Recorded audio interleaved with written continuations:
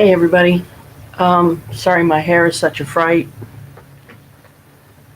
but I just woke up and trying to continue waking up, so I didn't take the time to brush my hair because I wanted to get this live stream done before I did anything else because it's important. Today is the chapter, keep going to the wrong page every time. Okay, 4 I think. Let me get over here to it. Okay, come on. Planning your retreat. Chapter 4. The beginning is the most important part of the work.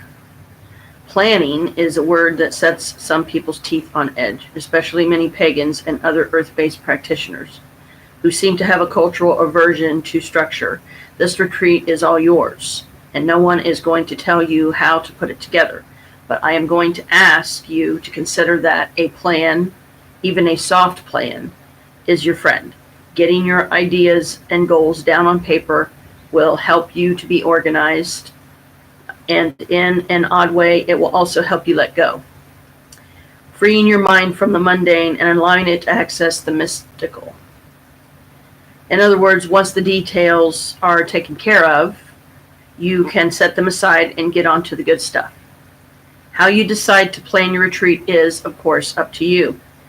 But in planning something this important, I encourage you to work with some kind of structure or format. Depending on your preference, this can be simple, highly detailed, or anywhere in between.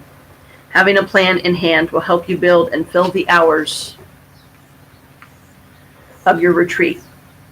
And it will also guide your preparations as you organize the materials, food, and other tangible items needed. Planning also has magical benefits as well, at least I think it does. To work with a carefully arranged set of guidelines supports intention and leaves more time for mindfulness. More on this in Chapter 6. On the other hand, while a plan will furnish structure for your retreat, it's important to retain flexibility too. Sometimes the best things happen spontaneously, and you shouldn't be afraid to drop what you're doing and deviate from your plans if some stunning opportunity arises. Lost my spot. Hang on. This reminds me of a time when a friend and I were driving to a magical camping gathering out in the middle of nowhere. We happened upon a piece of property where the owner's entire dwelling was in a series of tree houses and elevated gardens. Sign me up, I want to go. And it was open to the public. Did we stop? You bet we did. It screwed up the schedule we'd planned for the day, and we arrived a bit late at our destination, but it was worth it every second. If we'd kept driving and stuck to the plan, we'd have missed the whole thing and lost the magic as well. Instead, we deviated, and it was well worth it. Think of it this way. A plan works like a road map for your retreat. Having a plan doesn't mean you can't take detours or follow intriguing side roads, but the road will be there, waiting for you to return to it and set to deliver you to the destination. When should I retreat? The easy answer to this, as soon as you can. But consider that the more you think ahead and arrange at least some of the details, the more likely the experience will be both productive and wonderful. Everyone takes a slightly different approach to this sort of planning process. Let's consider some different approaches to organizing your plans. Some of you will begin with ideas. Having begun thinking about a personal retreat, you're dazzled by the idea. You'll scan the entire book, and then you'll go back and read through it, working through each step and crafting an idealized retreat experience. For you, the planning is more important than the actual time and date of the retreat. Once you've decided how much time you need and what you want to accomplish, you'll grab your calendar and set the dates. Some of you will begin by considering time. You may be bound by a tight work schedule or the needs of home and family, so your first task will be to pore over your calendar and find dates and time when a retreat will be possible. Perhaps there's a 3-day weekend coming up or a vacation break in the future. Or maybe your spouse or partner is going to be out of town, leaving you a weekend ready for use. Check family and work schedules, holidays, and other existing commitments already on the calendar. Then identify a retreat date and circle it in red on the calendar. Hold that time as sacred and begin working toward it, fitting activities into the time available. Some of you may be so stressed or tired that you need the retreat to happen right now, if not sooner. For you, need is more important than either ideas or time. You don't care so much what you do or when you do it. You just need it. If this describes you, I suggest you begin with a spontaneous mini retreat that might fill half an hour or perhaps a couple of hours after work. Perhaps a mini rejampering, rejuvenation, and pampering. Rejampering, never heard of that. But that's an interesting combination. Spa retreat on a hot afternoon. Or a snuggle down and study hour on a snowy evening, complete with hot spiced cocoa. Some of you will be pushed by goals. You love the idea of retreating, and you're not going to have any trouble finding time to do it. But your interest is driven by something specific you want to accomplish. This is a great way to begin, although I'll remind you that the retreat shouldn't be all business, but must be fun as well. Understand one thing. To retreat means to make time for yourself, and it's up to you to do this. No one is going to do it for you. Don't sit and wait for the perfect moment. Capture the inspiration, carve out the time, make the plans, and it will happen. You're doing this for you. Make it so, because you're worth it. How much time will I need? I've identified 4 main approaches for setting the length of a magical retreat. The mini retreat. This can be anything from 30 minutes to a few hours. It can be planned, but it can also be spontaneous. I had a friend years ago who, after a particularly trying day at work, would stop at the deli, jump in her car, and drive 90 minutes to the Pacific Ocean, where she'd eat her sandwich on the beach and watch the sunset. She did this a few times each year, and it fed her soul and eased her frustrations, leaving her ready to return to the city and the real world. Apply this idea to your own life, and you'll find that even a lunch hour or other small chunk of time can provide an opportunity for a mini retreat and might be just what you need. It's definitely not as beneficial as a full-length retreat experience, but it's a good start. It's a great start. Number 2, day-long retreat. This retreat begins and ends on the same day. Although this doesn't allow the time and feel of an overnight retreat, you can still accomplish quite a lot in several hours. And it's long enough to give you a sense of the luxurious feeling embedded in a longer retreat. This time frame works well for personal study, craft projects, or other goal-specific work. Number 3, overnight retreat. This retreat includes at least one overnight period, whether for sleep, vigil, stargazing, fire circle, ritual, or any number of nocturnal activities. The overnighter is a great way to retreat as it allows access to liminal times of day: sunset, twilight, midnight, dawn, and sunrise, as well as providing opportunities for just about any sort of magical work, including vigil and vision quest. The weekend is an easy time for most people to accomplish an overnighter, but consider also that a midweek retreat is often extra quiet. Everyone else is at work and is a wonderful goal if you can manage it. Number 4, long length retreat. This one includes at least 2 overnight periods and can be as long as you care to make it. The long retreat does it all. It gives you time to do whatever you want and also provides a way to touch or bring in magic from any part of the day or night. A really long retreat of several days to a week is ideal if you can manage it, as the length allows maximum benefit from the feeling of being separated from real time. The time span also provides time to accomplish just about any reasonable goal, as well as making it more likely that you'll have that wonderful feeling of entering actual magical other space. Note too that a long retreat time makes it possible for you to travel some distance to and from the retreat site, allowing you access to camping spots, fabulous bed and breakfasts, national parks, or other retreat-worthy locations. Whichever form you select, aim for as much uninterrupted quiet time as possible. You're retreating. The idea is to find haven and solitude and a place to hunker down and listen to whatever voices are clamoring to be heard. Setting and place. All of us have special places in which we feel peaceful and serene.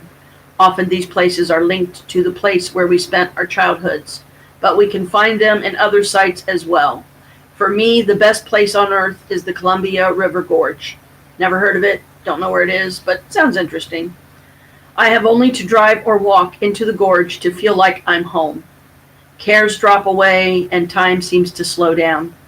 I always return home feeling rested and calm from feeling the presence of the trees, mountains, and river, and from breathing the clear, sweet air, even if only for a couple of hours. If you have a favorite setting like this one, it can provide a spectacular getaway. Some people prefer to retreat in comfortable indoor settings, while others think the only way to have the experience is in the outdoors. Spend time thinking about your own choice. Where are your favorite places that are reasonably close by? What places inspire you? Which ones make you feel safe, protected, or well rested? Meditate on the question.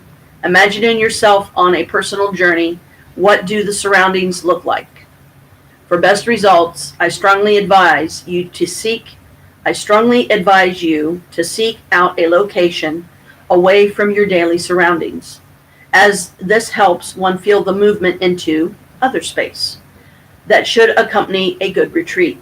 However, some people may have to retreat at home, and your own home may work, especially if you live alone. If retreating at home, you'll have to plan carefully to make sure that you have the time and space to carry out the experience and meet all of your goals. Even more, you'll need to work hard to create a sense of being somewhere else, which means you'll need to cloak the familiar in some way, as well as avoiding distraction by the routine and mundane. Keep reminding yourself that your retreat, in order to be most effective, must transport you into some place that is different. Ravenwood Castle for me. If you're really lucky, you may have access to a cabin in the woods, and that's exactly what Ravenwood Castle is. Oh yeah, I'm going to be staying in a cabin there sometime. If you're really lucky, you may have access to a cabin in the woods, a beach house, or some other kind of vacation property. Be creative in discovering what's available in your area. Here in the Pacific Northwest, you could arrange to stay in a beach cabin, a yurt, a submarine, a Forest Service lookout tower, a houseboat, a Native American lodge, that would be neat, a teepee, that would be neat, or a lighthouse, to name some of the more interesting. Getaways. A truly unique location may add a fascinating angle to your retreat. You might also consider an interesting hotel or a bed and breakfast, or maybe you have a friend who'd entertain a house swap. If the weather is fair, you could arrange a camping getaway. You could even decide to camp in your backyard. A day-long retreat could focus on a long out and back hike with a picnic, lunch, and magical work to be done en route. Do you live near any national parks? They're some of the most magical places on earth and guaranteed to provide an ethereal focus for your work. Many state and regional parks are also spectacular and allow camping, lodging, and or day use. Wherever you end up, be sure you've paid attention to paperwork, payments, reservations, and permissions.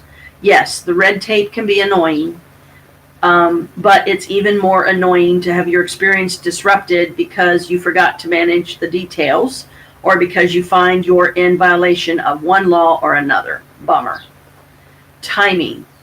You'll want to consider timing details when planning your retreat and your activities. For instance, consider the power of a vigil planned on a full or dark moon, at the time of an eclipse, or on one of the 8 Sabbats. Is there a season you prefer or a specific holiday or date you would like to observe or include?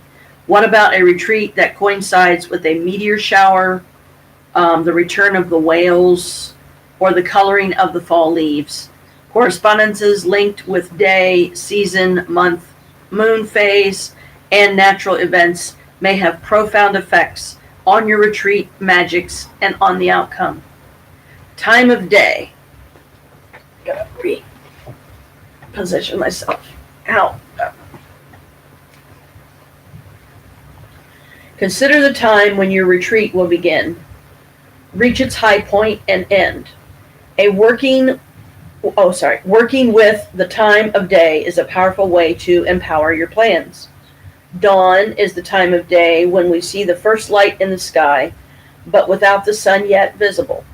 Dawn is a threshold point, marking the change from night to day. This is a powerful liminal time and a good time to celebrate births, to conclude initiations or vigils, or to mark any type of transformation. Sunrise takes place when the sun appears over the horizon, filling the world with a renewed spark of light and the promise of warmth.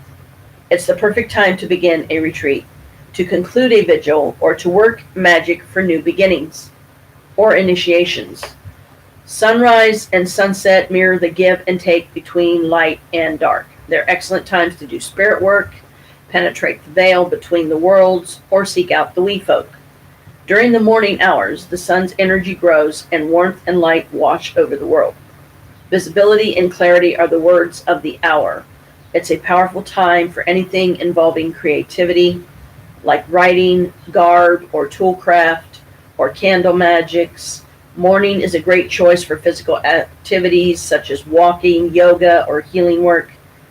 As the morning hours are in sync with upswings in our bodies, hormone and other levels, it's often the best time of day to harvest and work with herbs and to observe birds and animals. Noon, in my tradition, is a time of balance, with the sun directly overhead and its radiance and power at a peak. Choose the noon hour for work with solar or male energies, as well as with any practices involving balance, reflection, or other mirroring skills.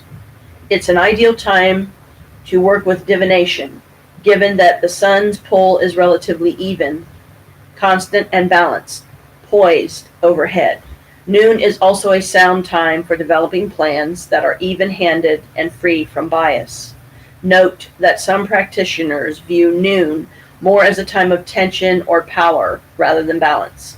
In this case, consider working with the ideas of maximum heat and maximum power that follow the sun's movements and position at noon. During the afternoon, the sun's light energy begins to ebb as the sun moves towards sunset. Work with waning energies is well done during the afternoon. However, even as the light wanes, the sun's energies have heated the earth, which usually means that the day's hottest temperature has already happened and will be in the afternoon. This may feed into your intentions and is a great time for outdoor activities. On the other hand, if the weather is simply too hot, an afternoon siesta may be a better choice. Once the sun begins ebbing, lunar energies begin rising. This transitional time of day provides opportunity for quiet study and reading and is excellent for all kinds of nature studies. Sunset takes place when the sun moves below the horizon, returning the world to shadow and then darkness. Mirroring sunrise, it's a good time to conclude a retreat or begin a vigil, as well as to do work with spirit folk or the veil. The veil between the worlds. Sunset represents a time of potential as the energies of day switch to those of night. Sunset is also quite beautiful. Dusk, also called twilight, refers to that time after the sun has set, but during which light still lingers in the sky. Like dawn, it's a threshold point of transition, and it's also a time of great power as the sun's energies ebb and give way to those of the moon. This is a good time to do work that reaches into other planes or dimensions, or that attempts to contact other beings. Astral travel and healing by distance are well done at this time, as are magics dealing with transformation or metamorphosis. Get me a drink. My throat's getting kind of scratchy and dry. Night refers to the dark nighttime hours, yeah, during which there is no appreciable sunlight.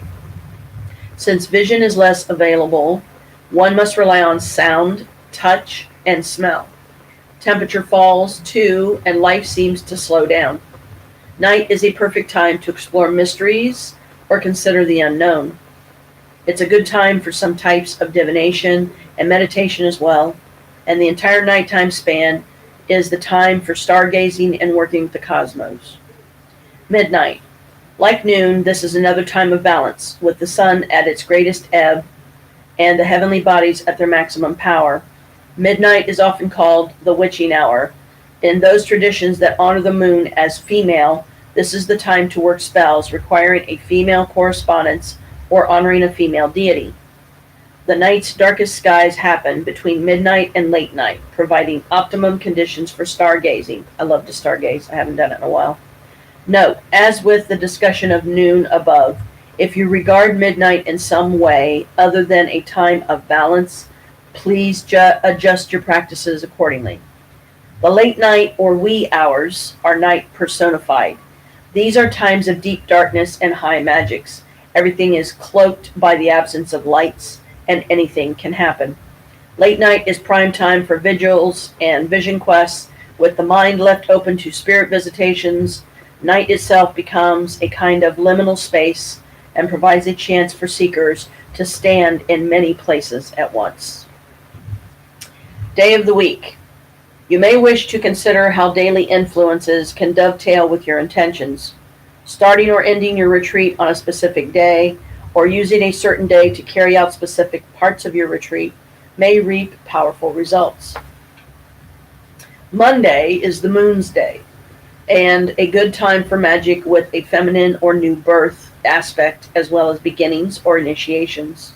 A retreat begun or focused on Monday would also be an auspicious time for retreats aimed at self-nurturing or self-empowering.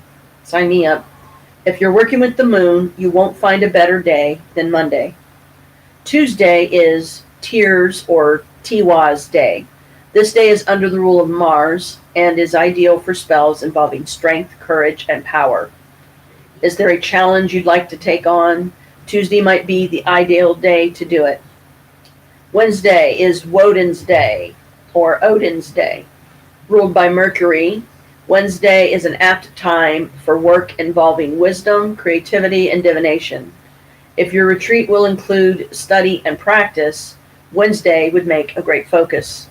Thursday is Thor's day, ruled by Jupiter. Thursday provides a sound opportunity for magic focusing on money, luck, and success. If you plan to do works focusing on future success or fruition, Thursday would be a great choice. Friday is Freya's day, ruled by Venus. Spells and magical works for love, romance, friendship, and beauty are well done on Friday. Will your retreat focus on you or on relationships? Don't overlook Friday. Saturday is Saturn's day. It's also my day, and those of us that are Capricorns, because we're ruled by Saturn, is ruled by the planet Saturn. Work magic for protection, structure, separation, and resolution on Saturday. There's no better time to conduct banishings, wardings, protective spells, cord magics, severings, and the like. Sunday is ruled by the sun. This is an optimal day for masculine magic and workings involving peace, harmony, health, strength, and divine power. Obviously, it's also a fabulous time to work with any type of solar deities or energies. The seasons, months, and Sabbats. Like the days of the week, seasons and months have their own magical traditions and correspondences. And if you plan your retreat far enough ahead, you may be able to select a season and perhaps a month that perfectly suit your purpose. Even if you can't plan this far out, You can certainly study and use these attributes to enhance your experience. The Sabbats, traditionally pronounced Subbats, are 8 seasonal markers spaced evenly throughout the Gregorian year. Widely regarded as sacred, the Sabbats are celebrated differently by different traditions, but a deep respect for the earth and the inevitable turning of life's seasonal, cyclical wheel is always at the center. 4 of the Sabbats fall on the 4 solstices and equinoxes and are known as quarter days, while those between the quarter days, Samhain, Imbolc, Beltane, and Lughnasadh, are called cross-quarter days. If your retreat will happen during one of the Sabbats, making that celebration part of your focus could reap wonderful results. Winter. Winter is a time of symbolic death, but it really isn't death. It's a time of sleep and repose, a time when energies wind down and the natural world rests and gathers energy. A winter retreat is an ideal time for planning and contemplation or for any sort of quiet activity. Tools crafted during winter will be full of sequestered power and intention. Winter is also a powerful time for intuition. Sequestered. Winter is also a powerful time for intuition and for intuitive activities like writing, and it also works well with magics aimed at banishing or severing, i.e., work with the dark arts. December comes from a Latin root meaning 10 and was the 10th month of the Roman year. December marks the beginning of winter with the astronomical winter solstice, the longest night of the year, falling on the 21st or 22nd. The sun reaches its lowest position above the horizon, resulting in long, dark nights and short, dim days as the great seasonal wheel reaches a turning point and rotates toward the light. During this time, Earth awakens from sleep, and days begin to lengthen and temperatures to slowly rise. It's not surprising that ancient peoples rejoiced at the winter solstice, for they knew that warmth, light, and abundant food would soon come again. Many magical folks celebrate this solstice as the Sabbath of Yule, or Wiccan Christmas. That's what I call it. Yule marks the year's shortest day and longest night, and honors the returning light and life that will lead inexorably to springtime. Symbols of lights, evergreens, and feastings are an important part of Yule. From a retreat perspective, Yule is an excellent time to study, create tools, or conceive plans. January. January is deep winter. The light is returning, but the cold in most locations has reached its depths, and this is when most places experience their most severe winter weather. For those who follow a Gregorian calendar, January 1st marks the beginning of the new year. The word January comes from the god Janus, Janus, who had 2 or 3 faces and could look both forward and backward in time. Janus was the god of gateways and ruled over beginnings and ends, past and future. Janus's head is always shown with 2 or 3 separate gazes and faces. This multi-directional gaze symbolizes vigilance and new beginnings, reminding people to continually be aware of what surrounds them and of the peril that results when those lose sight of their path. The first weeks of January are ruled by the zodiacal sign of Capricorn. Yay, that's me! Which is all about honor, duty, and perseverance. Late in January, the zodiac swings forward and enters Aquarius, a sign associated with friendship, ideals, and creativity. January is a great time for retreats, focusing on creative projects, toolcraft, and other hands-on activities. February typically is characterized by slightly warmer temperatures and possibly, depending on where you live, the first signs of spring. There is a strong sense of emerging from sleep, stretching one's arms and preparing for action.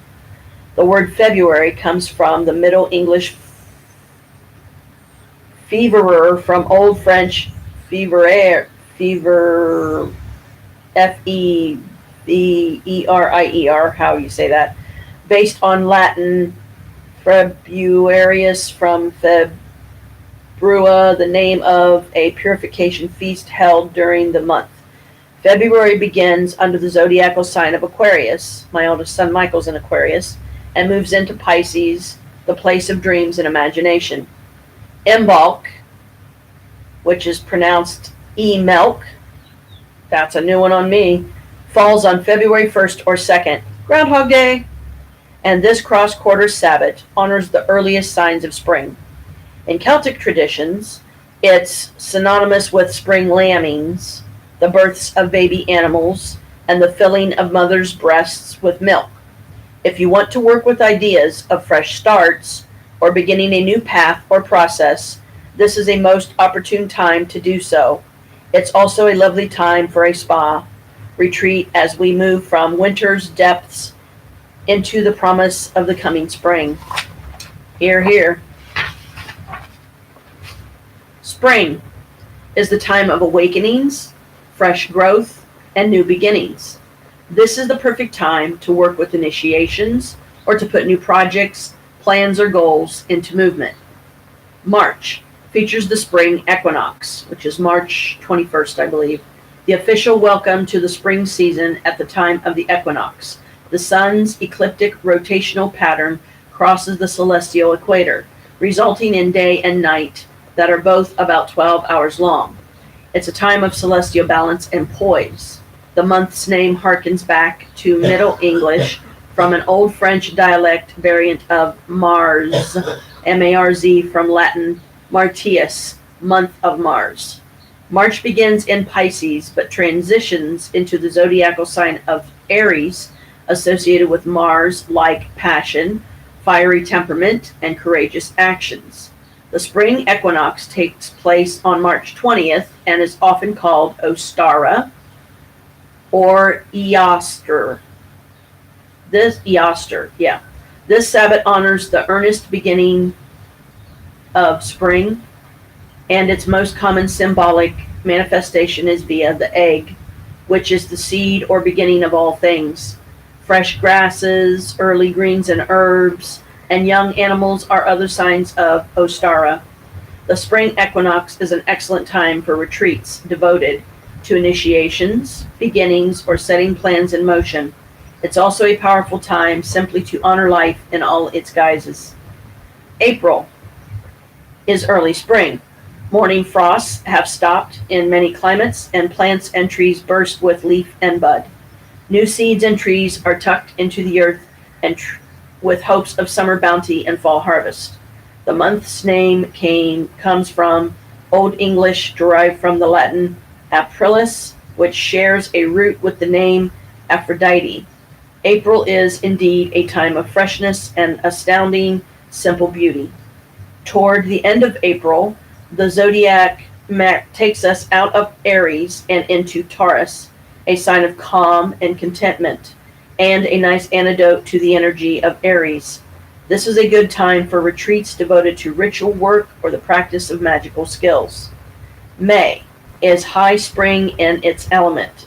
The month kicks off with the cross-quarter Sabbath of Beltane, a time for celebrating the fertility and fecundity of the season as life of all kinds bursts forth from Earth's collective wombs.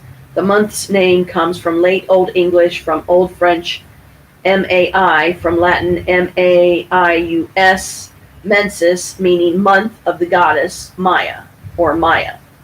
Links to the fertility cycle and the menses are clear. May begins in Taurus and then moves into Gemini, a sign associated with curiosity, a quick wit, and an urge to explore. Beltane, the Sabbath of Beltane, Beltania, never heard of that pronunciation. Although most magical folks simply Beltane, falls on May 1st and is synonymous with fertility and fecundity. Beltane is regarded as a joyful, passionate time and is excellent for fire circles, physical activity, sex magic, and impassioned works of all kinds. It's also the traditional time for dancing and for circling the maypole, an ancient phallic symbol of regeneration, express creativity, and do emotional work at Beltane. Summer. Summer is the time of fruition and bounty during which we see the full results of plans put into practice months earlier. This is a particularly auspicious time to make anything that you wish to fill with power, whether that be a magical tool, a piece of garb, a book of shadows. It's all prime time for working with energy and strength. June hosts the summer solstice, which falls on or around the 21st. Ironically, while most in the northern hemisphere see June as the beginning of summer, the solstice marks the longest day of the year, after which sunlight diminishes a little bit more each day. June brings, however, a promise of warm temperatures and all of summer's joyful bounty. The month's named is from Middle English, from Old French Juin, from Latin Juniu, sacred to Juno, a Roman state goddess. With the summer solstice, the zodiac moves from Gemini and into Cancer, ushering in a period of imagination and creativity. This is an opportune time for retreats focusing on arts, crafts, hearth skills, and the like. Many magical folks celebrate the summer solstice as the Sabbath called Litha. It's the opposite of the winter solstice, marking the longest day and shortest night of the year. Rather ironically, although the summer solstice actually portends the return of darkness, with shortening days from then until the winter solstice, most people view this June Sabbath as the onset of summer. Whatever the view, it is a time to celebrate joy, positivity, and potential. The traditional symbols are related to the sun, sunflowers, fresh foods, flowers, and anything brilliant yellow. July. July finds summer solidity underway, with the sun high in the sky and overhead for several hours each day. Both day and night temperatures are pleasant and warm. Named for Julius Caesar, July is tailor-made for enjoyment and celebration, making it a perfect time for beach trips, barbecues, stargazing, camping, bike rides, and the other joys of a summer outdoors. It's also a perfect time for outdoor retreats. July begins in the zodiacal sign of Cancer and moves into Leo, launching opportunities for hard work and generosity. August is high summer. Springing from the mid-17th century French Auguste and the Latin Augustus, consecrated venerable, August is a month worshipped by many as a carefree time of vacations, barbecues, and lemonade, as well as the time when gardens and farms begin to pouring out their bounties. That which was planned in winter and planted in spring finds its yield now. In high summer at the end of August, the zodiacal movement takes us out of Leo and into Virgo. Virgo is known for inspiring organization and tenacity, and it's a superb time for deep study and exploration. Many pagans and other magical folks honor the August 1st Sabbath of Lughnasadh, also called Lammas by many. The word Lammas means loaf mass, and Lughnasadh is indeed a celebration of the grain harvest and of other fresh growing foods, particularly regional berries. Use this Sabbath to honor Earth and her sustainability. A green magic-based retreat would work fabulously in August. This is also a great time to reflect on plans that have been successful, resulting in one's own sustainable harvest. Autumn, fall. Autumn is harvest time. We gather our bounty, storing it carefully for future sustenance and giving thanks for the good that has come to us over the past year. Autumn reminds us to plan ahead and prepare thoughtfully for whatever's coming down the road.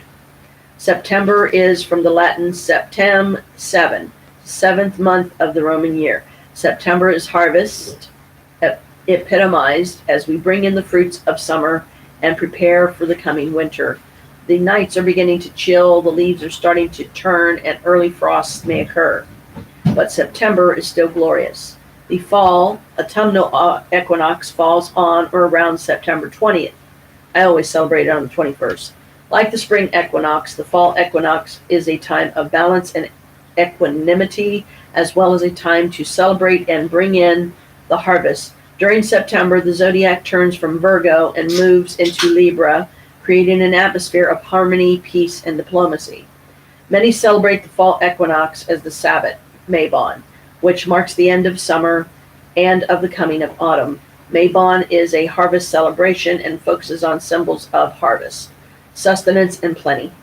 It also provides a comment on careful planning, for only if we care sensibly for the harvest will we make it through the dark, cold period of winter. A retreat in September might work with change and transformation as the world spins towards winter. October is autumn's knife edge as summer fully ebbs and we prepare for winter's little death, named for Octo 8. October was the 8th month of the Roman calendar. For those who practice earth-based traditions, October is full-on autumn with leaves dropped or dropping and nights sinking into dark chill. During this time of transition, spirits and gates into the spirit world abound. In late October, the zodiac leaves Libra and enters Scorpio, a time of both intensity and mystery. Most pagans celebrate the Sabbath of Samhain on October 31st. For all who follow earth-based traditions, Samhain, or Samhain as some call it, is an important high holy day. The veil between the worlds is thin at Samhain, making it an excellent time to honor or commune with the departed or with deities, as well as working with any form of divination or ritual magic. For any weird noises you guys hear in the background, that's just my husband moving around and coughing because he has COPD, so he coughs a lot. November's name comes from the Latin novum, or 9, showing its place as the 9th month of the Roman calendar. November is dark, cold, and sometimes stormy, with occasional last gasps of brilliant sun. For many, November finds us beginning preparations for winter celebrations, including a keen awareness that winter will soon arrive, and with it, the cycle of darkness will again swing toward light. Toward the end of November, the zodiac takes us out of Scorpio and moves into Sagittarius.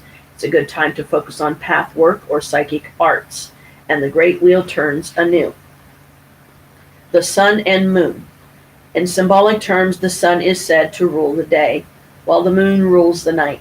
The sun's power begins with dawn, emerges at sunrise, waxes through the morning, peaks at noon, fades through the afternoon, and finishes at sunset. In contrast, the moon's power begins in the late afternoon, emerges at sunset, waxes through the evening, peaks at midnight, fades through the late night hours, and finishes at sunrise. Note that these are the traditional times for solar and lunar powers. There will be differences depending on seasons and on the lunar cycles. For instance, even though we can see certain moon phases during daylight, most people still count this time as belonging to the sun. Likewise, when summer nights grow long and the sun lingers into the evening hours, we associate with night. Most still associate the evening hours as ruled by the moon. Energy is also governed by the lunar phases. The moon orbits Earth, and the changing relationships between Earth and moon create changes in how fully the moon is lit up by the sun. We see these changing relationships as lunar phases. The period between the new or dark moon and full moon is the waxing, growing phase and is associated with magics involving growth, empowerment, beginnings, initiations, and the like.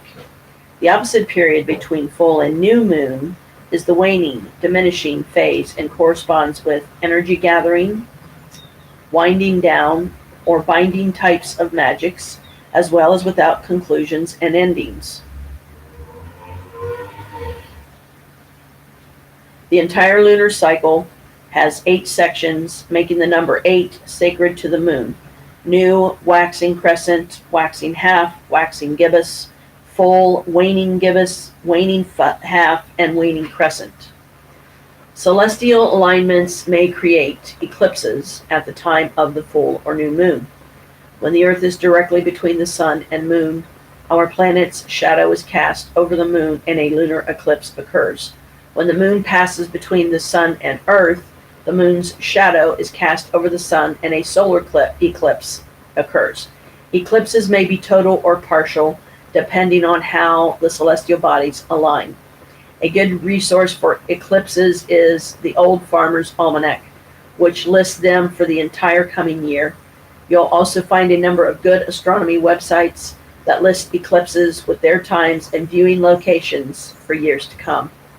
Both solar and lunar eclipses are times of potent magics and mysteries, especially when dust in Earth's atmosphere makes the eclipsed moon appear blood red, or when the diamond ring appears around the eclipsed sun. Imagine what early humans must have thought as they watched the sun or moon disappear, uncertain if it would ever return. If you can incorporate an eclipse time into your retreat, know that you will be working with some extraordinary magics. An important safety note: never look directly at the sun or at the eclipsed sun. Permanent retinal burning and damage may result. Of course, don't look directly at the sun through binoculars or a telescope either, as the potential damage is further magnified. If you have a chance to view a solar eclipse, create a pinhole camera or shop for a pair of sun-safe viewing lenses. A quick surf of the internet will help you find these items. The Esbits are periods of ritual or celebration held at the full moons. The origin of the word Esbit is unknown. Some claim that it may come from the Old French esbattre,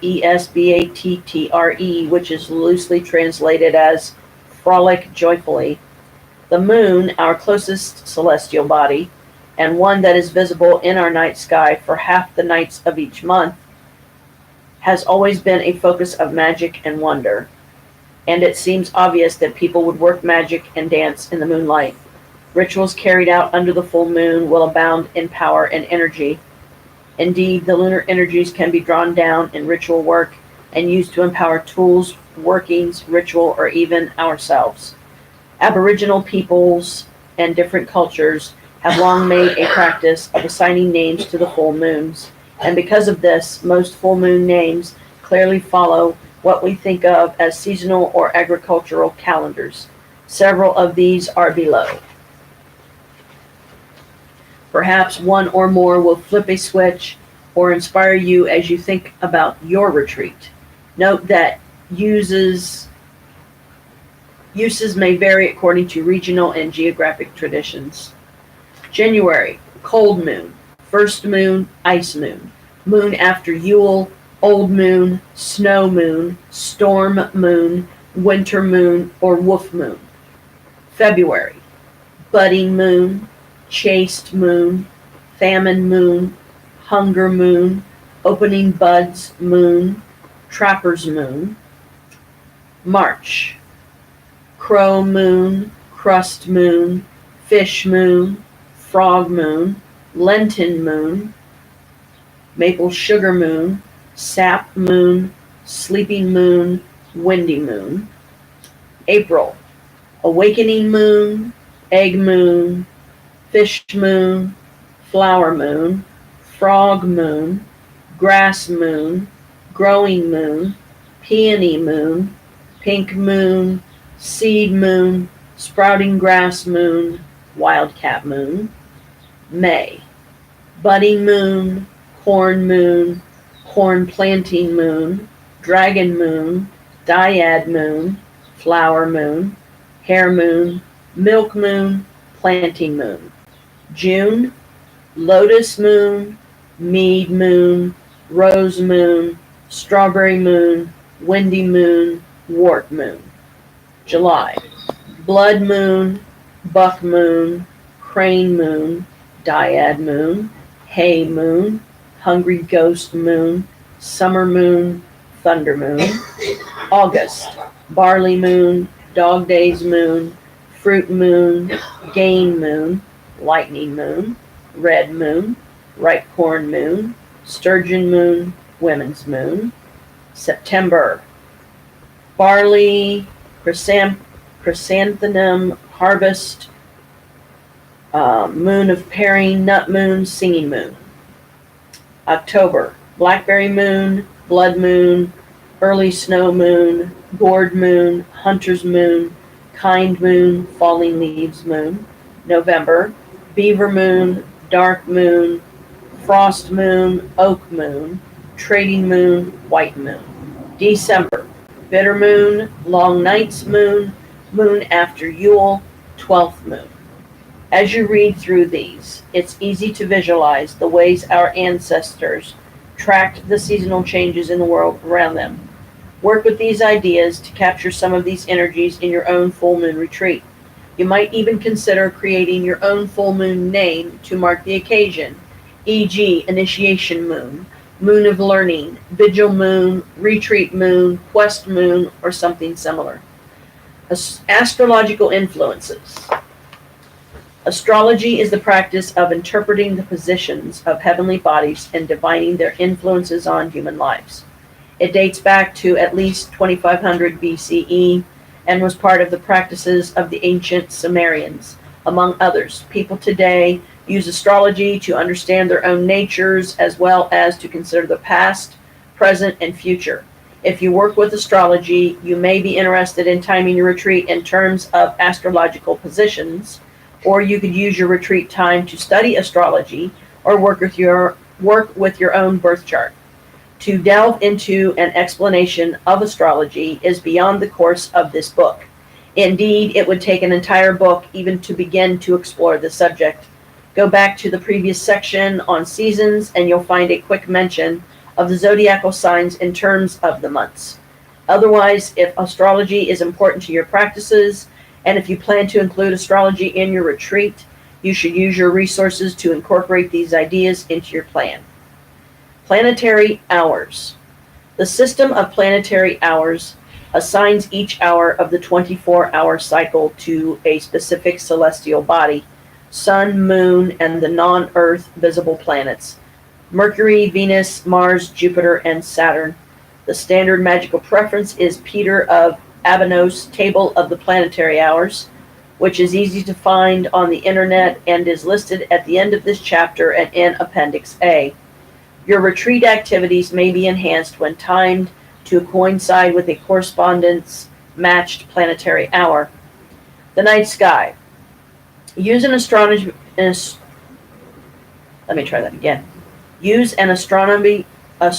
website, the latest Old Farmer's Almanac, or a copy of the annual Wee Moon to find out which planets or astronomical events will be flying by or circling overhead when you retreat.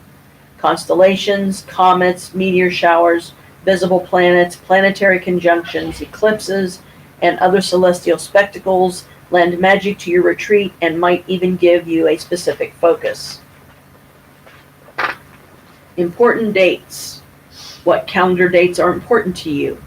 Think about birthdays, anniversaries, the start of your year and the day training, or the conclusion of fostership.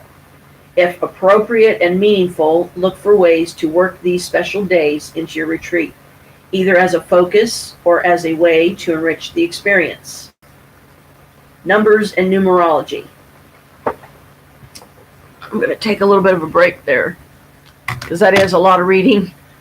This is probably one of the longest chapters.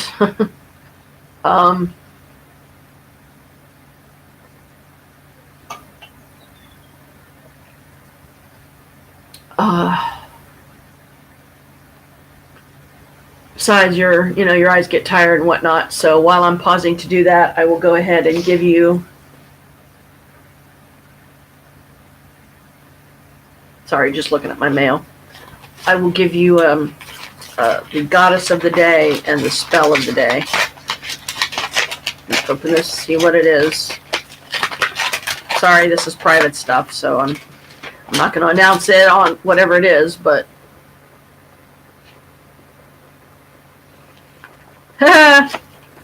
oh, it's one of these damn things again. I really wish they would stop sending me these. It's a 2019 vehicle notification department. I figured it was safe enough to mention. Which, I have no use for because our car is fine for the moment. I mean, it's running, it's, you know, it's got gas in it and whatnot. Okay. So, spell of the day and goddess of the day.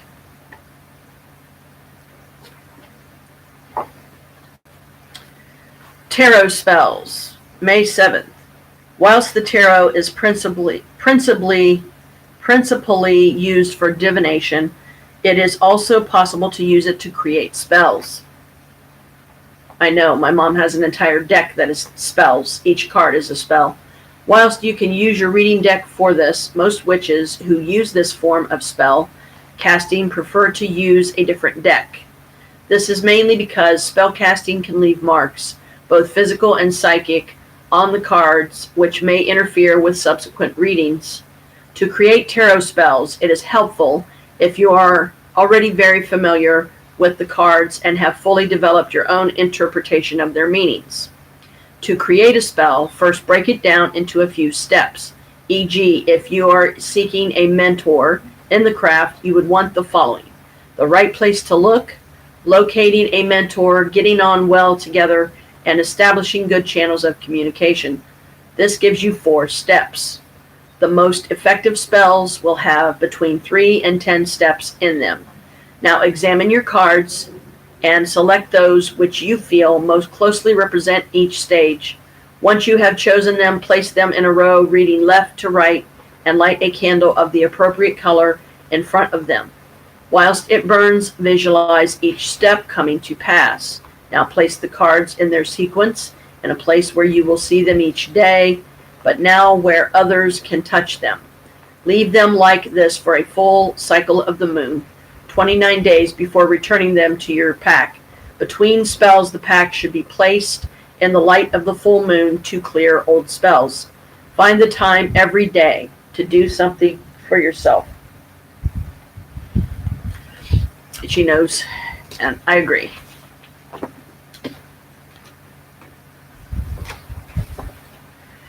Okay, goddess of the day. Sealing the frost. Ixchel.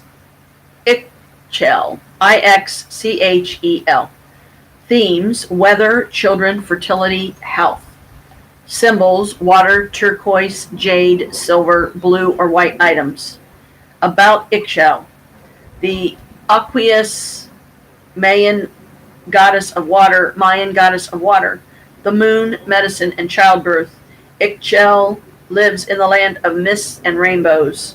Art shows her wearing a skirt that flows with fertile waters, dotted with water lilies and adorned with tiny bits of turquoise and jade.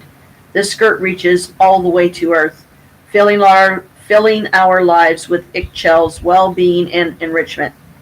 To do today: believing that the frost spirit lives in the cliffs of Santa Eulalia, people brave the sheer stones once a year and make prayers to the weather deities to keep away further intrusion by the frosts, which would ruin crops. Ixchel is present to witness, being part of the frost and part of the nurturing rains, for which the priests also pray. For our purposes, this equates to calling on Ixchel's energy to defrost a frozen or emotionally chilly situation, or to rain on us with her healing power. To protect your health specifically, carry a turquoise, which also safeguards you during travel today. To inspire productivity or fertility, wear blue and white items, repeating this incantation as you put them on. Ixchel, be in this blouse of blue, skirt of blue, so my thoughts stay fixed on you. Ixchel, be in this color of white, bring abundance both day and night. So that sounds like a nice one. I will leave it marked on that page. I don't know if I'll get around to doing anything or not with it. I just wanted to also take a minute to, for those of you that are already asking this. So, okay, why did I decide to do this channel? Why did I decide to do this type of live streaming? Well, I look at it this way. there's a lot of us out there in the world that are, broke butt college kids, people, trying to make ends meet, some grown-ups, various ages and whatnot, trying to find jobs when jobs are scarce. So the money's not flowing as heavily for some of us as it may be for others, i.e. the rich, the very rich, like Demon Trump. And yes, I call him that because I don't like the guy. I don't usually get into political stuff, but he is bad news, and someone needs to either impeach or assassinate him because he's dangerous. He has more than proven that, I think, in the short time that he's been president already. I do this for those of us that don't have the money to get out and get a book like I'm reading from. For those of us that get so caught up in other things in our lives, we completely forget about ourselves. We forget about caring and nurturing for our well-being. We bend over backwards to please everybody else. We're trying to be a light in a world full of darkness, and it's exhausting. It's exhausting, it's tiring, it drains your energy. Straighten out my necklace here, it's all crooked. Yes, I am wearing a bone necklace, but no animals were harmed. I got this from a thrift, not a thrift store, antiques place in Reynoldsburg, long time ago. Every time I wear it, people are always, it's for conversation piece, and it is actual bone. I don't know what bone, I don't know from what animal, don't ask, I have no idea. But anyway, I do this for, those of us that maybe can't get out, those of us that don't have a car, we can't drive, those of us that maybe even can't afford to get on a bus and go to a park somewhere to do one of these retreats. If the only way you can do them is exactly where you are and do them in your mind, or, write a creative story about it or something, and just as you're writing the story, imagine yourself physically there.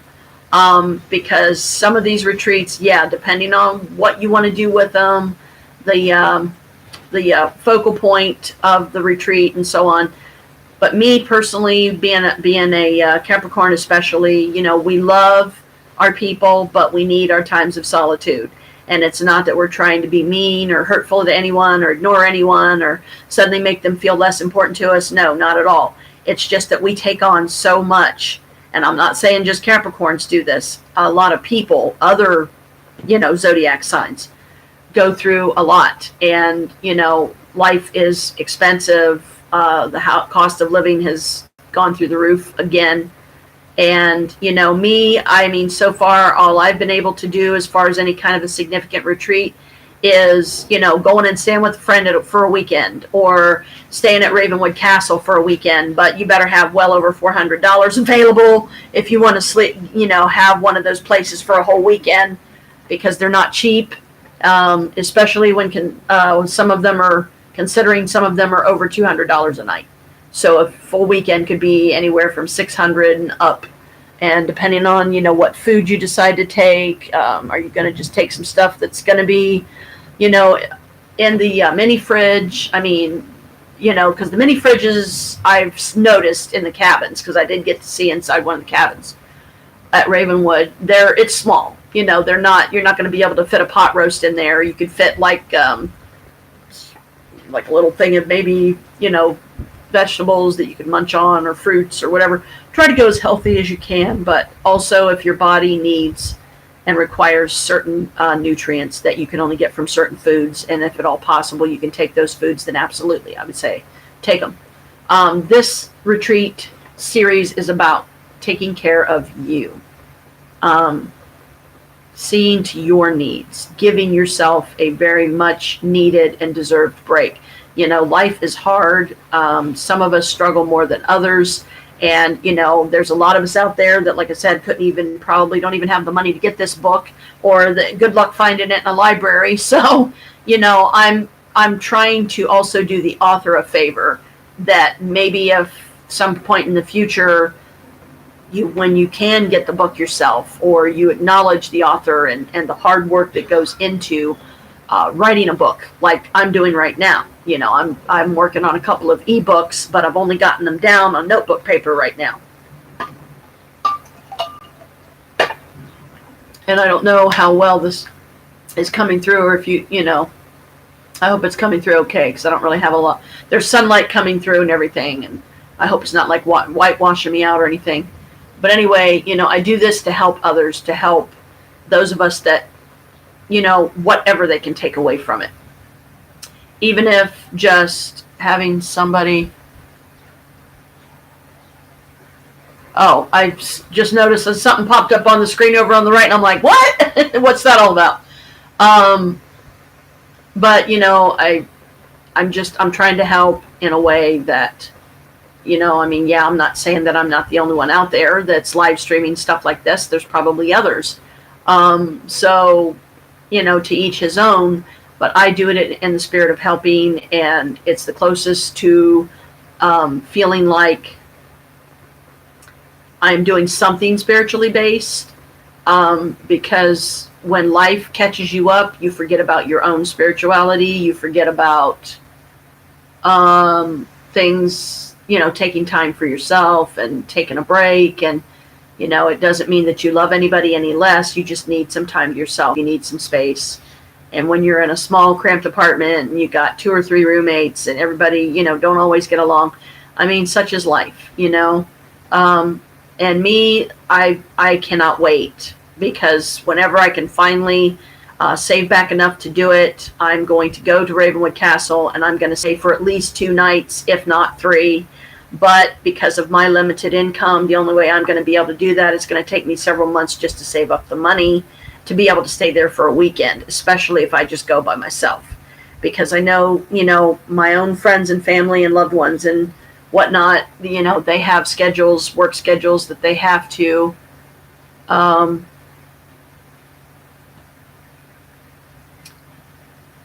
but anyway, I hope this helps, and I'm just trying to help. Okay, let's see what else here. Okay, numbers and numerology. So I'm sorry that this chapter is turning out to be so long.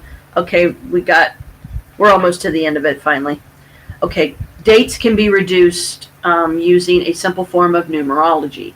Many of us magic users have an affinity with 1 or more numbers, and each of the ordinary numbers are 1 through 10 has its own specific attributes. 1, purity, unity, and focus. 2, polarity, duality, and balance. 3, strength, stability, tension, God, goddess, focus, and druid magics. 4, foundation, the elements, earth, air, fire, water, and earth. That made no sense. 5, the fifth element, the magical realm, Wicca, paganism, light, health, and vitality. 6, perfection, creation, and the universe. 7, spirituality, spiritual wholeness, sacred magics, and mysteries. 8, natural magics, ethical practices, infinity, visible planets, and lunar magics. Astronomers who photograph the moon's position in the sky over time find that she traces an analemma, a combination between a figure 8 and the infinity symbol.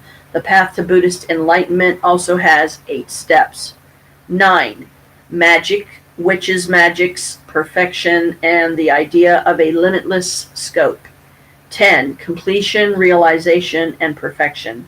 Note that each letter of the alphabet also has a numerical association, meaning that words can also be reduced in numerological terms.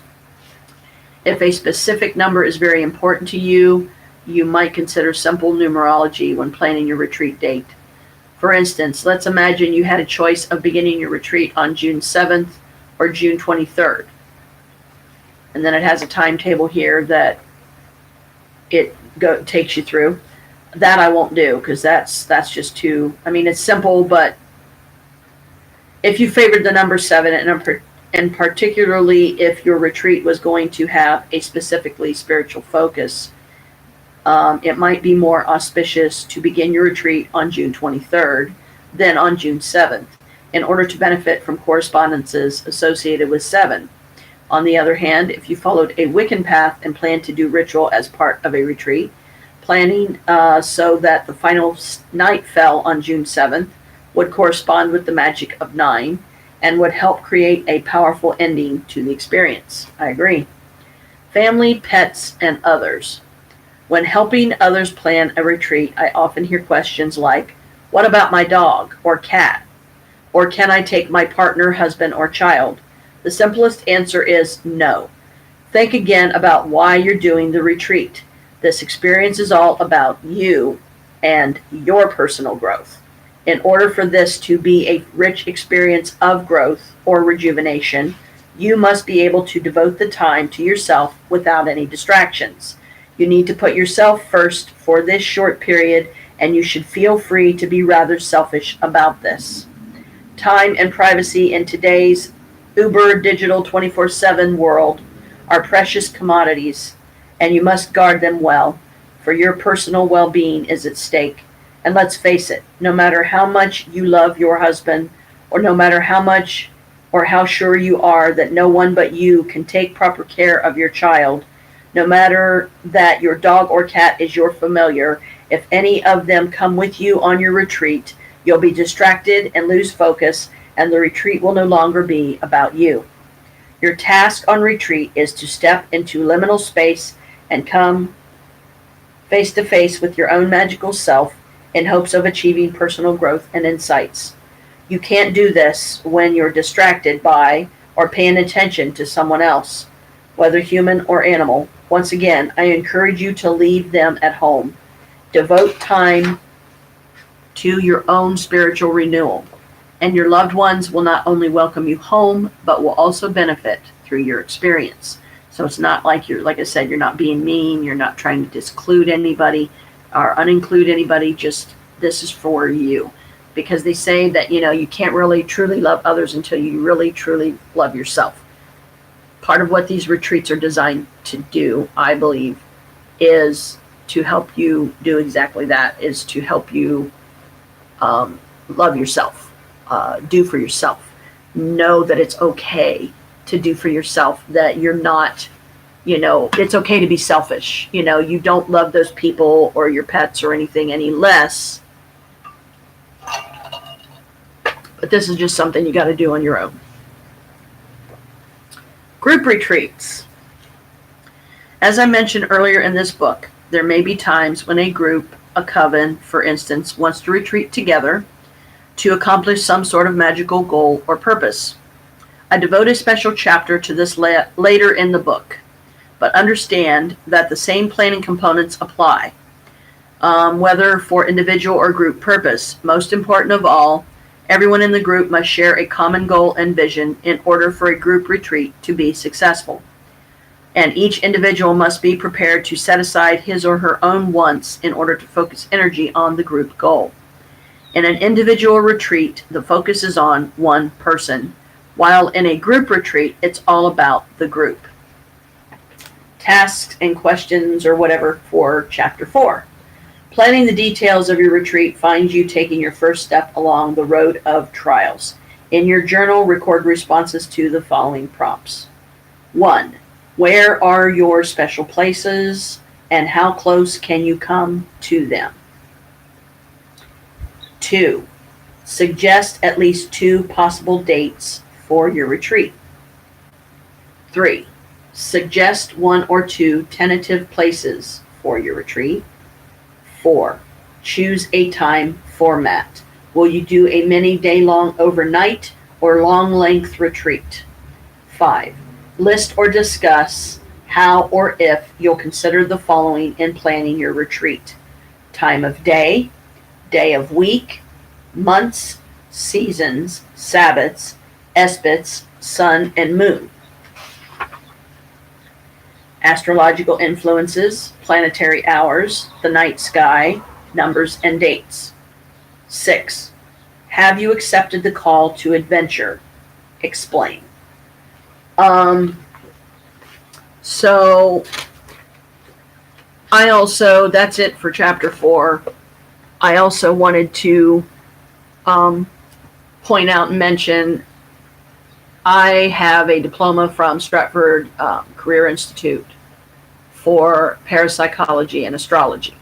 So I do still have the books. I do still have a decent amount of knowledge. I would say a vast knowledge, but don't expect me to just quote it without looking in one of the books, because it's been a while since I did the course. It's been a couple of years. I am still currently working on my, cosmetology course, and I haven't even started my second batch of, lessons and exams for that. So I need to get that on the ball sometime this week. I will try to get myself on here, more consecutively, more times in a row, more often. But I can't make any promises because, my life gets chaotic and hectic just like all of us. And sometimes you just barely have the energy to even get through the day. You're out of it. You're wiped. I just realized that my Peggy corn was falling over. But when I go to Ravenwood, if I can't at least stay for 2 nights, yeah, I suppose you could go for 1 night, because that is one of the options. But it's like $157.42 for just the 1 night. And I can tell you this much: they take the $78.71 of that out of your card immediately once you book the room for whatever date, and then they don't take the other half out until you get there. So that holds true with if you're staying 1, 2, or 3 days or longer, because I don't know if Ravenwood has a limit. I don't know if they would be okay with somebody staying there for a week, for instance. That doesn't sound very logical, but I suppose it can happen. Ravenwood Castle, to me, is, I can't say it's a well-kept secret anymore because I'm telling people about it now. But my hope is that by sharing it with others, yeah, I could have been selfish and I could have not shared this information at all. But I really want to see Ravenwood keep doing good, keep doing well, keep making decent money. And the people that work there really do seem to enjoy working there. They seem to feel like passionate about it, like this is where they belong. And when I do go, I might even go so far as to ask them if they're hiring or if they would consider a volunteer, because, even if I could voluntarily go do some stuff for them, I would absolutely love to do it, because it would be a chance for me to go up there again. But,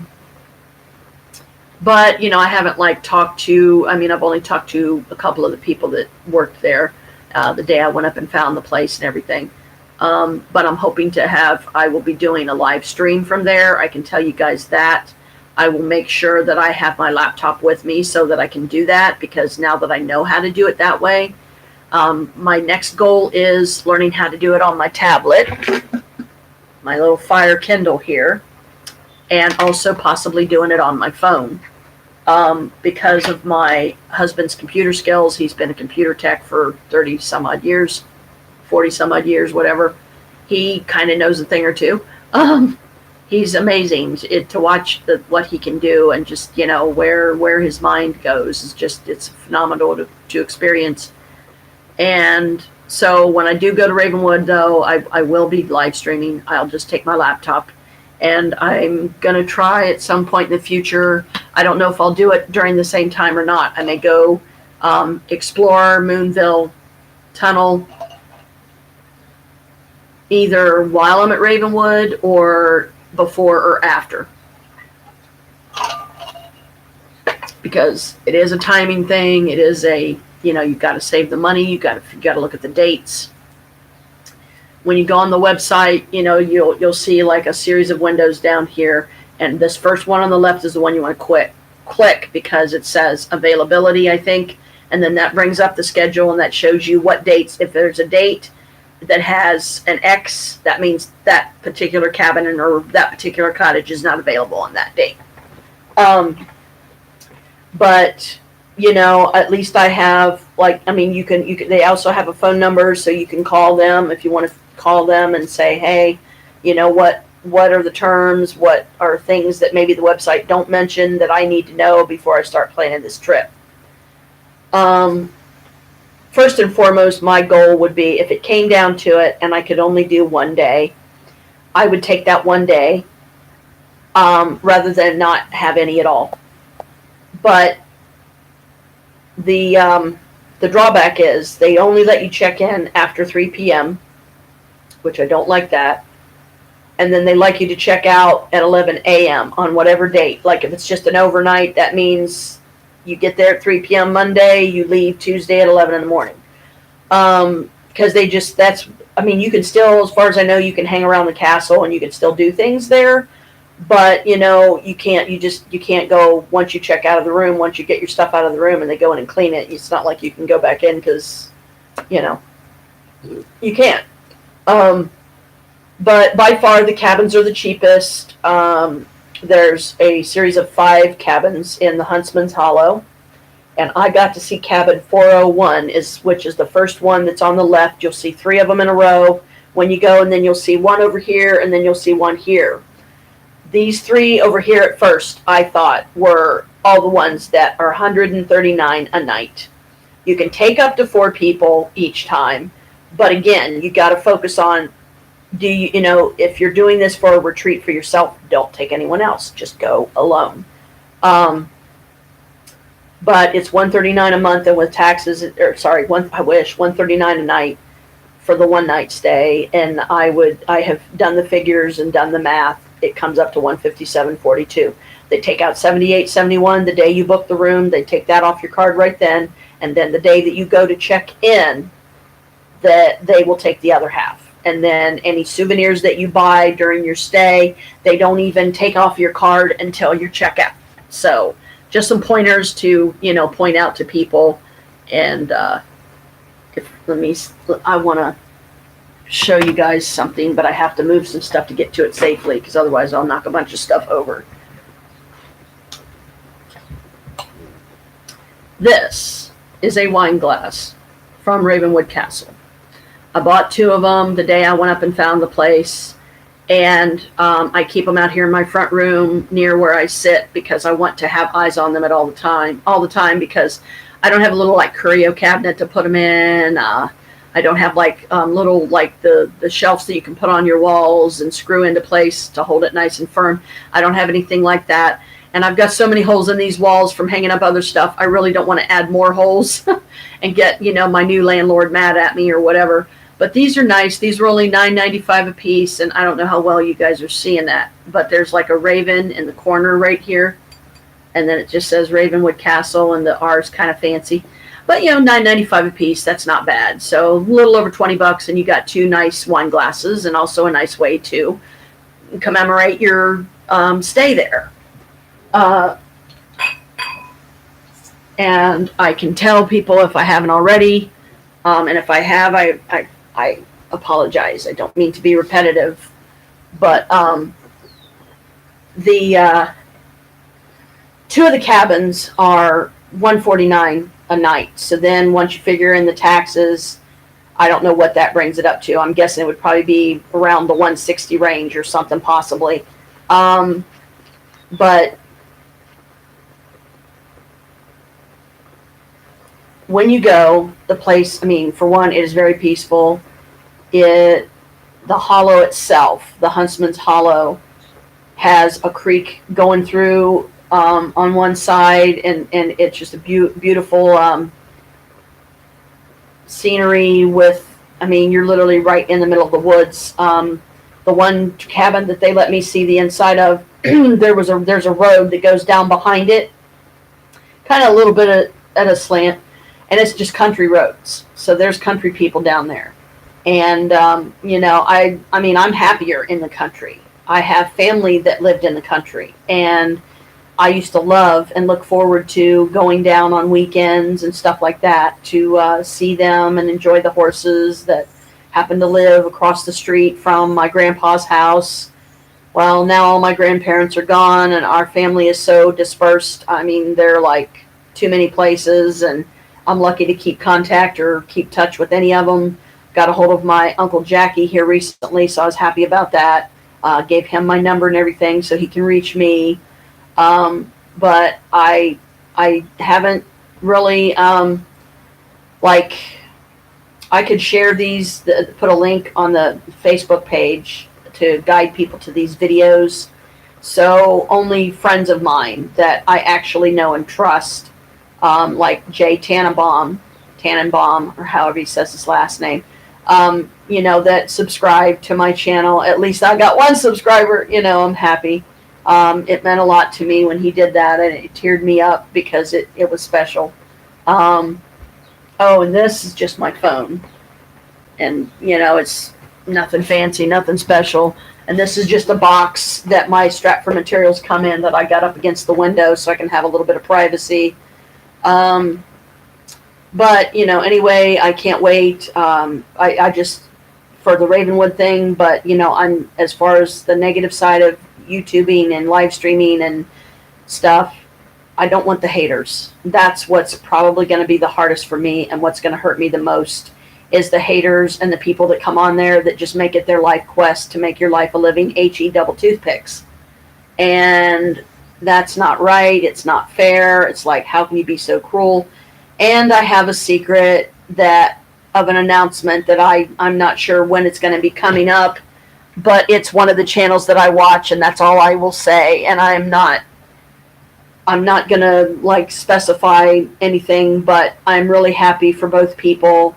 And I am looking forward to, I hope that they do a live stream to make the announcement, because I know what it is. So that'll be something that you guys hopefully will bring you back and say, what is it? What is it? Because it'll drive you crazy. I know it's driving me crazy, but I already know what it is. So what's driving me crazy is not being able to share it with others, because I don't want to ruin this for the people that I'm thinking of, because this is special to them. It means a lot. And I want them to have their moment, and I would be, just, if somebody did a negative on that with me, I would be heartbroken. I would be really upset, and I would probably ban that person from my channel, period. So I am not going to be that one person, but I thought it was interesting that I picked up on the slip up, and I wonder how many other fans have picked up on the slip up, and they're thinking the same exact thing, and it's like, But anyway, I guess that's pretty much it for now. I wanted to mainly get the chapter 4 on, get the daily goddess of today. I mean, I don't expect me to do it every single day, because that just ain't the way my life goes. That's not the way it usually works. Been on here a little over an hour. So I'm looking forward to the lovers, the people that actually come to the channel at some point and are nice. And then just all I can say is, Goddess, protect me from the bad ones, because I'm a very nice person, a very safe person, a very emotionally based person, and I'm also very sensitive. So it's easy. I mean, sometimes my feelings get easily hurt. I'm trying to learn to control it. I tend to do things to the extreme. I'm trying to learn to control that. In the future, once, I'm going to be reading other books on here and things, that my hope is, just like with this one that I'm doing now, it will help other people. If nothing else happens, then they have a better understanding of things, and they don't feel so threatened by someone that's a POTC like myself, practitioner of the craft, folks. That's what I mean when I say POTC. A witch, eclectic, there's many probably different types of magic, I'm sure, out there that I don't even know about yet. When I do my spells, they usually work pretty well. If I end up doing a spell and I feel like I'm putting the wrong emotion into it, then I'll cancel the spell. Because if you're in a bad mood, you don't want to be doing a love spell for a friend or something to draw love into their life, because it's going to backfire on you because you're not in the right mindset. So look for my video coming up. I won't say what month or anything, because honestly, guys, I have no clue. Right now, it's something that has to be planned. It has to be timed properly. Love you, Jay. Good shout out to you, buddy. At least I got a subscriber. But he lives way, way down the West Side Bottoms, and it's hard for me to get to him because it takes a lot of gas and stuff. And, he's in between, financial stability, just like a lot of us. So, you gotta repositioning myself again. This poor couch is falling apart, so I have to keep changing how I sit, because otherwise it gets too uncomfortable and starts really hurting my hips and my legs and, ankles. I look forward to, the lovers, the fans that hopefully at some point I will start having, especially if Jay starts sharing my link with other friends. But of course, I would rather him give me the option of knowing these people first before they start subscribing to my channel, because I mean, especially if there's some that I haven't met yet. I don't, there's the possibility that, okay, me and this person might not get along, and I don't want them to become a hater, Sometimes clash of personalities happen. Somebody's jealous or envious of you for whatever reason, or 100, and then you're sitting there going, why? What am I doing that's so bad? Well, I mean, if you're jealous and envious, then do something for yourself, do your own channel. But, I'm surprised that there isn't a channel out there that is just literally strictly for YouTube haters. I really am. Because people, they're just, it's a not so great world that we're in, guys. And do we really want to add to the problem by becoming one? Me personally, no, I don't.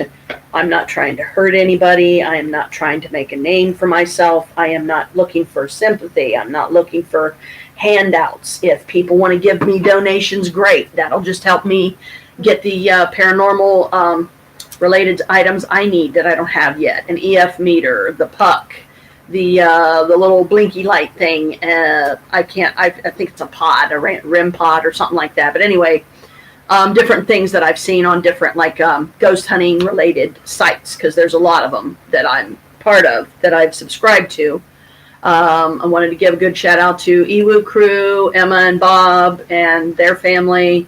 I really admire what they're doing right now, trying to solve missing person related cases, and some of them are even in the realm of cold cases. It's been so long ago that these murders happened, or that this person disappeared or died or whatever. They were never found. Their remains were never found. And I watch Ewu every time they have a new video up. They did live streaming for a while, but some safety issues arose, and I totally get what they mean. So you do have to be careful. You have to have your moderators on standby. So if my channel blows up and I start getting a bunch of fans, yeah, I'll be tickled to death. I'll tell you, my first batch of fans, I will be crying like a baby, because it will mean that much to me. And the donations absolutely would be used to travel myself, to be able to get some, equipment so that I can do paranormal investigations. Haunted places, find haunted places around me. I know, like, the governor's mansion is downtown, and it's a haunted place. There was a lady there, an African-American lady, I guess, that years ago got burnt alive or something, and they say some of what people have witnessed being in that place is the smell of burnt hair and flesh. And let's face it, that's not the most pleasant smell, So that's got to be alarming. You walk in, 1 minute the air's fine, the next minute it feels like you're, someone's on, you smell like burning flesh and hair. It's like, oh, I'm out of here. But I see the Fort Hayes down on Cleveland Avenue. It's all boarded up. All the buildings are boarded up. And I mean, I don't even know if the thing functions anymore, if it's abandoned. But it's smart for them to board it up, because, that's where people would go. And, it could cause a problem, homeless people especially, being able to get inside a dwelling like that would be a roof over their head. And that would be probably the closest equivalent to having a house that maybe they would have right now. And if anyone's curious at all what I'm drinking, I'm just drinking cherry vanilla. I'm not drinking or anything like that right now. But, I'm going to be having, do tarot readings on here at some point, possibly, do other magically related stuff, reading the books that I have and sharing them with people that may not have the money to afford them themselves, or they can't find them in the library and they really want to study and learn. I absolutely have no problem teaching someone magic, or teaching them about magic, not the stuff like the magicians do on stage to impress everybody, but what I, as a witch and POTC call, we consider it real magic, because real magic is basically, it's being aware of the energies around us and being able to pick up on the unforeseens or the unseen. Like, you go into a room and suddenly you feel like creeped out. I mean, you go into another room and you feel like, oh wow, it feels really good in here, and you just want to stay there, but I'm not going to that room because that room is bad and scary. Well, Um, the teachings, the way I do it would be probably, I mean, live streaming would be a way that I would prefer to do it. And I would definitely set up a schedule of regularity with those that decided to start practicing under me. If they do, if it happens, I'm just throwing it out there, guys. I'm saying I have no problem doing it, but I'm not trying to force it either on anyone. If you're truly curious, keep watching my videos, hit that like button, hit the subscribe, hit the bell icon, that whole deal. So you'll know that when I do a live stream, you'll know. When I do another video and it's on there, on here, you'll know. And I got, a lot that I want to share and a lot that I want to do with this channel myself. As far as any kind of merchandise or what have you, no, that probably won't happen, if ever. That's something that requires more money than I have right now to even get something as simple as, some t-shirts, which if I was to give my channel an actual paranormal name, I would just call it Janelle's Paranormal. But, if you know me and you actually are one of my friends, or one of my friends, you can look me up under Janet Marie Mabius or Janet Mabius on Facebook. Send me a friend request, but if I don't accept it, don't get angry. Just simply, understand that, I'm just a little reluctant to do so because I'm trying to be safe, and I'm not saying and automatically assuming that this person is a bad person and they're out to get me and they're going to harm me in some way. No, not at all. But I'm not looking forward to the haters, because that is just, I've seen it done to others, and it hurt me bad enough. It happened to Bob and Emma and many others, people getting death threats and stuff. And it's like, whoa, what the hell? Why are you death threatening me? I didn't do anything to you. I didn't say anything against your religion or your way of belief, your skin color. I don't care. I think if we're going to get through this and we're going to survive as a people, we need to start putting these petty differences aside, and we need to get the dangerous ones in check and get them help. Hopefully get them some programs that we can, they can sign up for to help them have life skills, or anger management. I could certainly use some anger management, let me tell you, because the tempers in my family are really, really, really bad. When one of us is upset and we're venting about something, holy cow, look out, you would make a sailor blush at the kind of cussing you'd hear coming out of me. I scare myself, let me put it that way, when I'm in that frame of mind where I'm just so angry that I just want to scream and cry and just throw things, But it's not a fun condition. It's not a funny condition. And I also wanted to point out on this that if you, any of you that watched any of my other videos, the one where I said, my cat's molesting my Peggy corn here, and I laughed about it, I am not saying that child porn is funny or that it's a joke, no, it's not. I don't believe in molestation and stuff. I have known many people, I have met many people that have been molested, and it really messes your head up. It makes you question everything. It makes you untrusting of others. It makes some have trouble even having a relationship with somebody because they can't climb out of their shell, or they've had something so traumatic happen to them, it's turned them against even wanting to try to be a couple with somebody. My kitty cat, Kalika, you see her tail. I'm just petting her because she likes to come up here and sit on my lap most days, because this is pretty much more or less where I live. He doesn't use Messenger, only Facebook. Okay. That was just my dad, Jim. He was letting me know a friend that I've been trying to get a hold of doesn't use Messenger. But I sent this friend a friend request. So, hopefully he'll get that. He'll see that. He'll see that it's me or something. But he says that Waylon doesn't use Messenger. So what I'll do then is I will give him a chance to accept my friend request. And then I will message him. Then I'll be able to message him personally, and I'll give him my number, and I'll explain who I am. because I don't know that he remembers my name enough that if he saw the name, he would just know, okay, yeah, that's Jim's daughter. So, but Jim just popped up. That's why I was looking. I was reading down where the little chat thing was. Jim saying that he doesn't use Messenger, just Facebook. So, but anyway, it's a car issue. It's my husband bought all four rotors for our car, and we don't have the skills and tools. And ow, Kalika, that hurt. We don't have what we need here to do it. We don't have jack. We got the scissor jack thing that comes with the car, but those things are dangerous.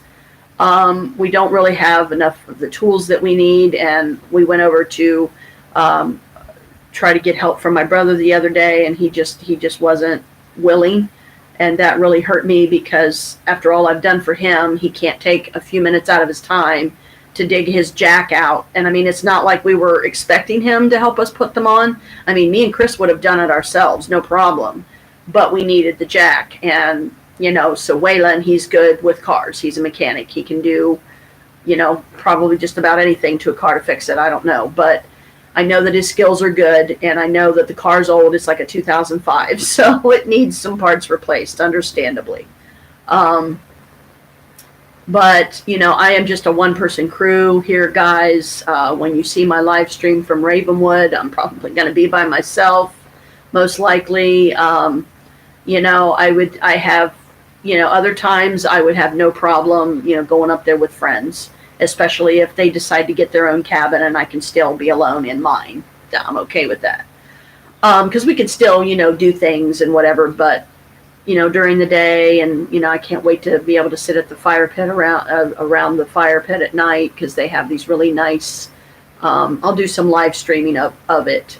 The circle that is around the fire pit is wooden like chairs, swing chairs, or I don't know if you can only fit like one person on each. I didn't really look that closely at it, but it's either one or two people, but most likely one on each one because of the space that I'm speaking of. And then there's a little bridge, and then you go across the bridge, there's the creek.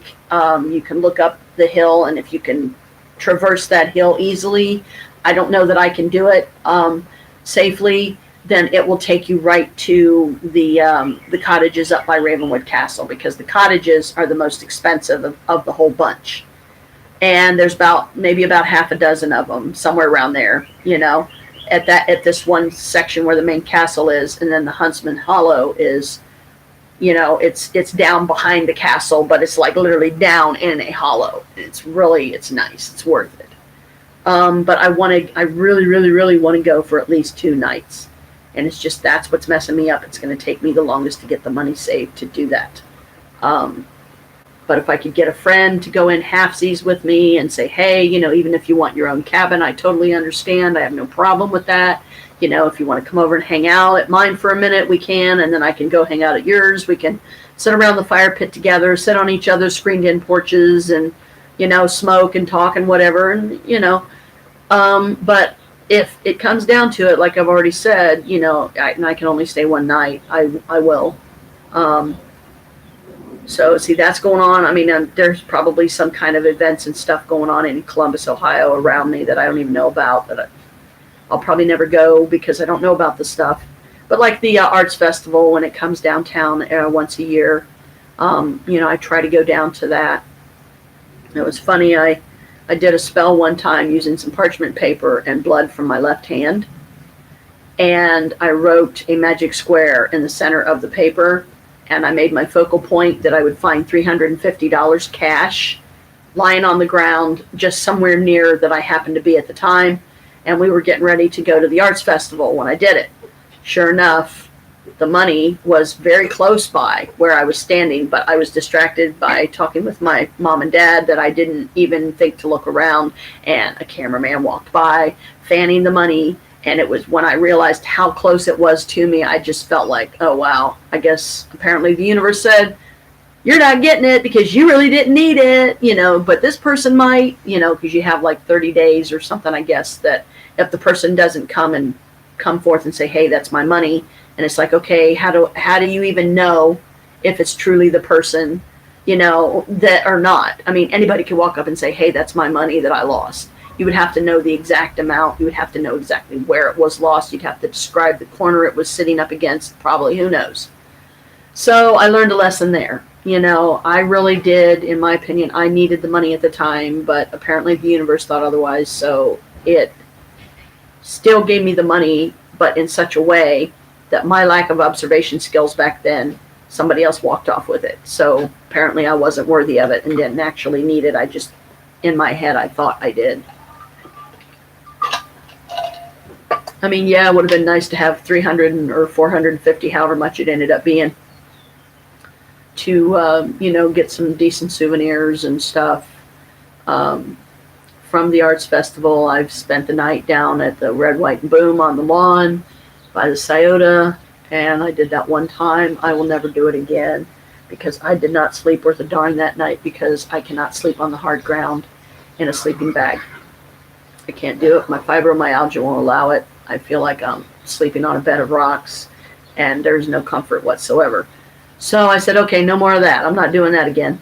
But just trying to think if there was anything else additional magic related that I wanted to get on this live stream before I end it, because it's going up to almost 2 hours. Not that it's a bad thing, because I mean, that's why I like the YouTube Premium, because you have unlimited live streaming, and to me it's worth $11.89 a month.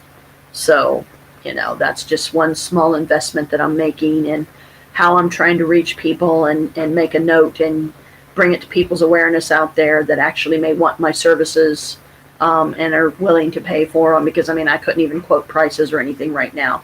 It depends on what the person's wanting. If they're wanting a birth chart, one of the amounts that I came up with was between $45 and $50, depending on the extensiveness of the chart, the information that has to be looked up and verified, and all the writing down, all the paper. Do I just bring it up and put it in a Word program and then print it up, which would probably be an easy way to do it.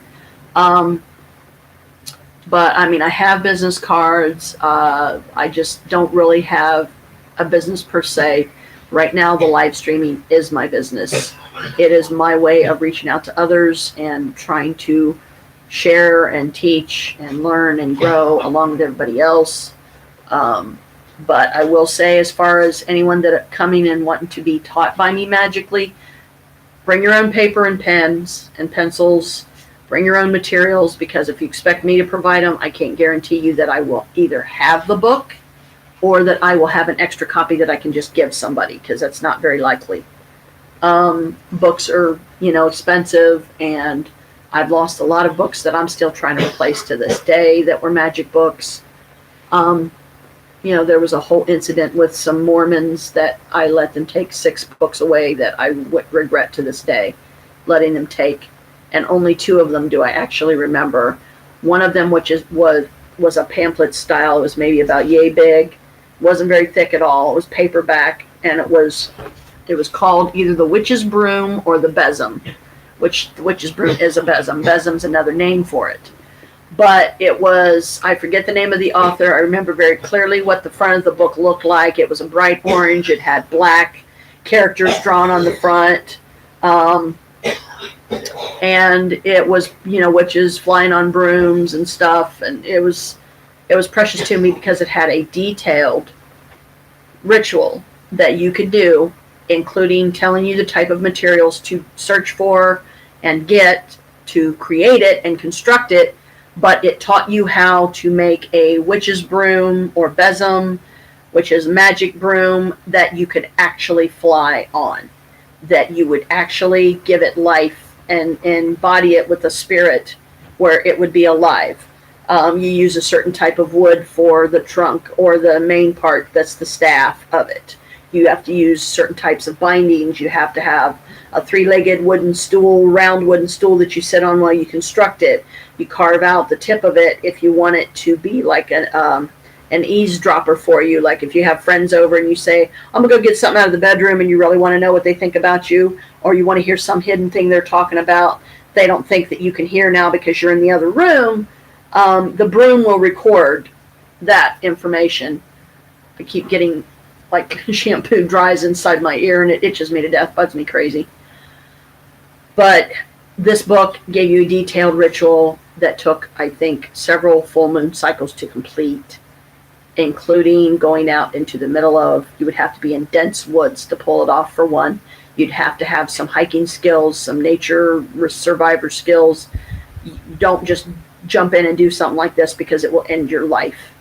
But you're supposed to, part of the ritual is you have to construct your own temple in the middle of the woods, preferably near the pyre where the besoms, after a certain amount of time of their life, when their lifespan is over and they have to be sent back to their deity, you have to take your broom to a specific location where you will burn it. You put it on the pyre with all the others, and definitely have a backup plan. You know, if you want to fly it there, great, but have somebody while you're flying it there, have somebody driving a car to come and meet you, because once you set your broom on fire, you can't fly back. I don't feel like walking home, you know? So I was really upset that I lost that book, and I wish I hadn't to this day, because I so was going to do everything exactly as it said, and I was going to give it life, and I was going to fly. And it would have been awesome. It would have been like the ultimate, you know, look, including a witch flying on a broom. You know, she did it. She made her own, and it's for real. It's not wires. It's not, you know, some makeup Hollywood stunt or something. It's for real. And now that's gone, and I probably will never be so lucky as to find it again. I keep asking the goddess to please send a copy of that book back into my life, or let me be out at an occult store sometime here soon and the book just happens to be there because the guy decided to make another batch of copies. Because if I knew the books that the author used and where he got his references, where he got his ideas, like even if it was a series of magic books, I would go out and buy them if I knew what they were, just so I could have an actual witch's broom I construct myself from the materials that you're supposed to use, and fly it wherever my heart's desires. Like England, I would love to go to England, but I would have to have a passport handy to make sure I can get in and out, because it would be far too tempting to defect to England and say, you know, I defect. I want to stay here. I want to be an English citizen. But anyway, I guess that's pretty much it for now. Just kind of like some random, you know, tidbits here and there, but I don't want to keep going on endlessly either, you know. Thank you all for watching. Thank you for my subscribers. I'm sorry for those of you that I don't give shout outs to, that I don't remember. Keeper of the Second, the Paranormal Files, the Ewu Crew, and now my phone's ringing. So, bye for now, y'all. Blessed be, and health be hating.